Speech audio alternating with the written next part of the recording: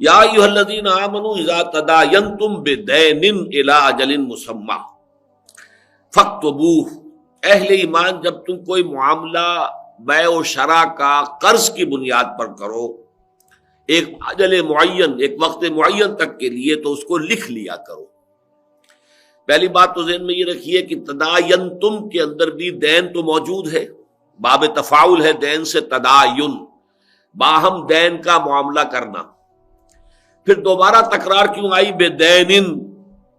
اس کے اوپر بڑی بحث کی ہے امام راضی رحمۃ اللہ علیہ نے، کہ اصل میں معاملات جو لین دین کے ہوتے ہیں بیع و شراء کے، اس کی چار شکلیں ممکن ہیں۔ عین بالعین، یعنی دست بدست، یہ مال ہے یہ قیمت ہے، وہ قیمت بھی کسی وقت بارٹر سسٹم ہے تو مال ہی کی شکل میں ہو سکتی ہے، اتنی گیہوں دے رہا ہوں اتنا کپڑا تم دے دو، یہ عین بالعین ہو گیا، یا اتنا گیہوں تم لے رہے ہو اتنے پیسے مجھے دے دو، یہ بھی عین بالعین ہے۔ یہ تو تجارت کی بیع و شراء کی بہترین صورت ہے جس میں کوئی جھگڑا نہیں، کوئی اختلاف نہیں، وقت کے وقت دستگرداں معاملہ ہو گیا، دست بدست ہو گیا، اور اس میں اب کوئی جھگڑے کا امکان نہیں۔ دوسری شکل ہوتی ہے دین بالدین، مستقبل کا کوئی ہو رہا ہو معاملہ اور اس میں دونوں طرف قرض کا معاملہ ہو، فلاں وقت تم مجھے اتنی گندم دو گے اتنی فی من کے حساب سے، اور اسی وقت میں تمہیں پیسے دوں گا۔ گویا کہ نہ اس وقت پیسے ادا ہوئے نہ وہ گندم ادا ہوئی، یہ دونوں سائڈ جو ہے یہ دین پر ہے،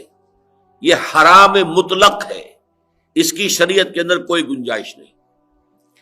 اب یہ دو شکلیں اور رہ گئیں، عین بالدین یا دین بالعین۔ ایک تو یہ کہ آپ نے مال دے دیا، قیمت بعد میں آئے گی، اسے بیع مؤجل کہتے ہیں، یک طرفہ معاملہ دین کا ہوگا، دو طرفہ دین نہیں، دو طرفہ دین حرام ہے، اسی لیے بے دینن، ایک دین، اس میں دو دین شامل نہیں ہو سکتے۔ اذا تداینتم بدینن، جب تم کوئی معاملہ کرو دین کا آپس میں ایک دین کے ساتھ، دو طرفہ دین حرام ہے، البتہ یہ کہ یہ یک طرفہ جو ہے دین یہ دونوں طرح سے جائز ہے۔ ایک بیع مؤجل کہلاتی ہے شریعت میں کہ سامان تو آج دے دیا ہے، قیمت ایک سال بعد ملے گی، ایک شے جو ہے وہ دین میں آ گئی، ایک شے عین میں آ گئی۔ یا یہ کہ قیمت میں آج دے رہا ہوں، اتنے من گندم مجھے تم اگلے سال دے دینا، قیمت عین میں آ گئی اور جو اس کا جنس جو ہے وہ دین میں آ گیا۔ تو یک طرفہ دین جو ہے وہ جائز ہے، اس کی دونوں شکلیں ہیں، بیع مؤجل بھی اور بیع سلم کہلاتی ہے۔ یہ مستقبل کا کوئی سودا صرف اس شکل میں جائز ہے شریعت اسلامی میں کہ فرض کیجئے آپ طے کرتے ہیں کہ اگلے سال گندم کا جب موسم آئے گا تو 500 من گندم تم نے مجھے دینی ہے، اور فرض کیجئے اتنے 100 روپے فی من کے حساب سے اس کی قیمت طے ہو گئی، اور ٹوٹل پیمنٹ اسی وقت، ڈاؤن پیمنٹ۔ یہ جو ہمارے ہاں چل رہا 10% پہ سودا ہو گیا،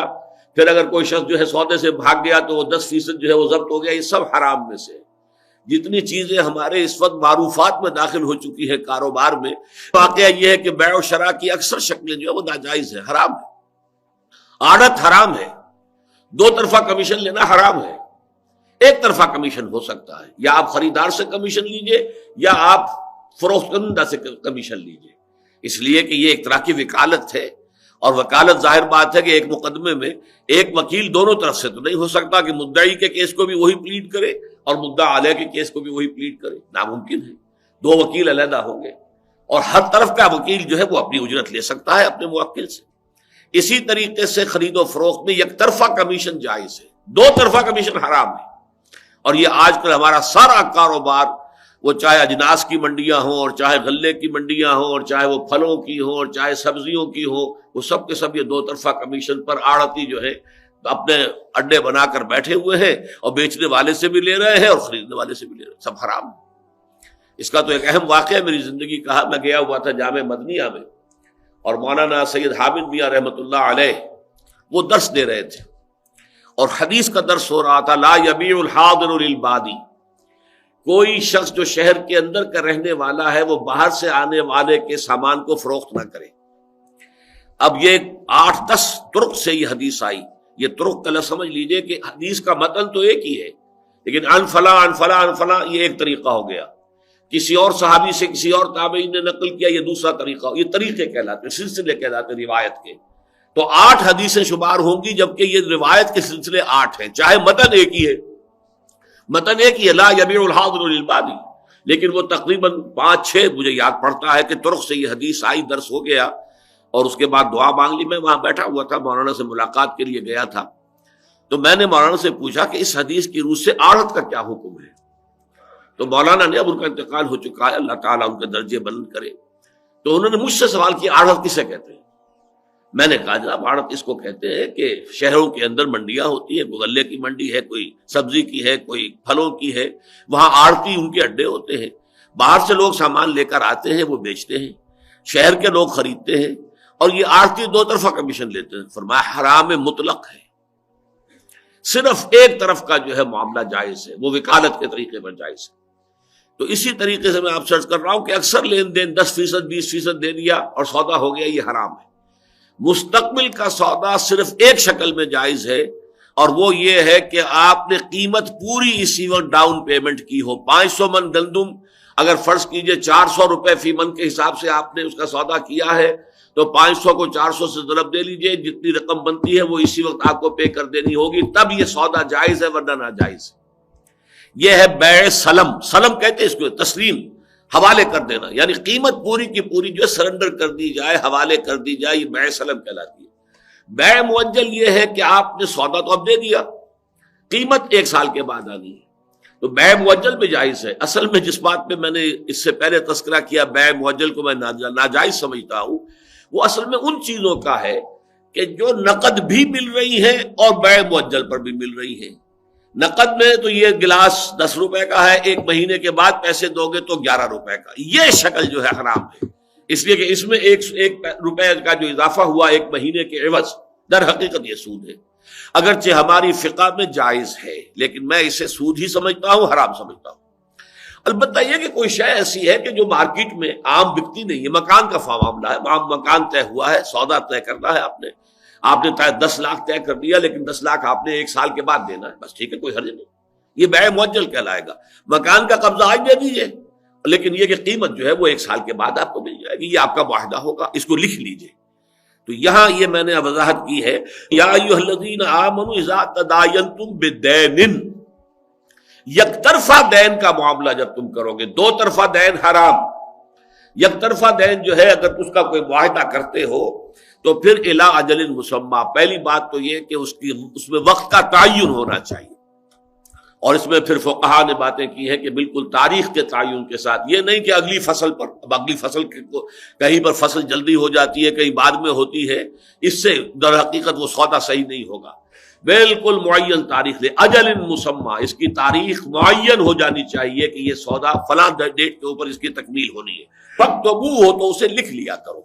اس لیے کہ ظاہر بات ہے زبانی کلامی سودے کے اندر 100 طرح کے پھر جو ہے اختلافات ہو سکتے ہیں، کیا بات طے ہوئی تھی کیا نہیں ہوئی تھی، لہذا اس کے لیے حکم دیا جا رہا ہے. اور یہ آپ سوچئے کہ آج سے 1400 برس قبل یہ حکم نازل ہوا ہے، اور نازل بھی اس معاشرے میں ہو رہا ہے جہاں لکھنے والے بہت کم تھے، لیکن یہ کہ ان معاملات کو سٹریم لائن کرنے کے لیے کس قدر عمدہ ہدایت جو ہے اس وقت دی جا رہی ہے کہ ایسے معاملات میں فاکتبوہ ہو، یہ گویا کہ حکم ہے، یہ واجب کے درجے میں ہے کہ اس سے در حقیقت انحراف اللہ تعالیٰ کی منشا کے خلاف ہوگا. ہمارے ہاں عام طور پر کیا ہوتا ہے کہ جی کیا لکھوانا ہے، آپس کے تعلقات ہیں، اعتماد ہے،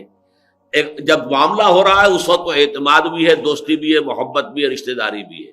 پھر جب اختلاف ہوتا ہے تو نہ دوستی نہ رشتہ داری، پھر ایک دوسرے پر الزام، پھر جھوٹ کے الزام، پھر غداری کے الزام، وہ سارے کے سارے الزام ہوتے ہیں، وہ دوستی دشمنی میں بدلتے دیر نہیں لگتی. اور اسے ہم سمجھتے ہیں کہ یہ تو بہت ہی مروت کے خلاف ہے کہ کوئی معاملہ ہو رہا ہے تو زبان پر اعتماد نہ کیا جائے اور صرف لکھنے پر اصرار کیا جائے. تو یہاں یہ فاکتبوہ، لکھو اس کو.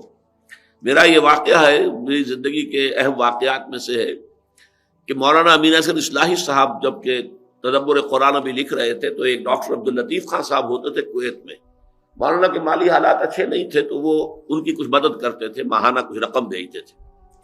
اب مولانا کا چونکہ کوئی اکاؤنٹ نہیں تھا بینک کا تو وہ بھیجتے تھے میرے پاس جب رقم آتی تھی میں جب مولانا کو دیتا تھا تو میں ان سے رسید لیتا تھا. ایک دفعہ کہنے لگے آپ کو اعتماد نہیں ہے، آپ رسید کیوں لیتے ہیں؟ میں نے کہا نہیں مولانا اس کا حکم ہے اس لیے میں لے رہا ہوں. اس لیے کہ پھر میں وہ رسید بھیج دیتا تھا ڈاکٹر عبداللطیف خان کو کہ انہیں اطمینان ہو جائے کہ انہوں نے جو رقم بھیجی تھی مولانا کے لیے، میرے لیے تو نہیں تھی. لیکن چونکہ ان کا کوئی بینک اکاؤنٹ نہیں تھا تو مجھے بھیجیے، میں بیچ میں ہوں۔ خواہ بعد میں کبھی کوئی بات اٹھے اور کوئی اس کے اندر گڑبڑ پیدا ہو تو اس سے بہتر یہ ہے کہ احتیاط کا دامن ہاتھ میں رکھے۔ تو اگرچہ مولانا نے برا منایا تھا اس وقت، لیکن اللہ تعالیٰ ان کی مغفرت کرے۔ لیکن یہ کہ میں نے کہا مولانا یہ حکم ہے فاکتبوہ، لکھ لیا کرو۔ اگرچہ یہ معاملہ اس نوعیت کو تو نہیں تھا، لیکن پھر بھی یہ کہ اسی کے ذیل میں آ جاتی ہیں یہ تمام چیزیں کہ جو بھی معاملات انسانی ہیں اس میں جہاں بھی شک کا کوئی امکان پیدا ہو، بہتر ہے کہ پہلے لکھ لو۔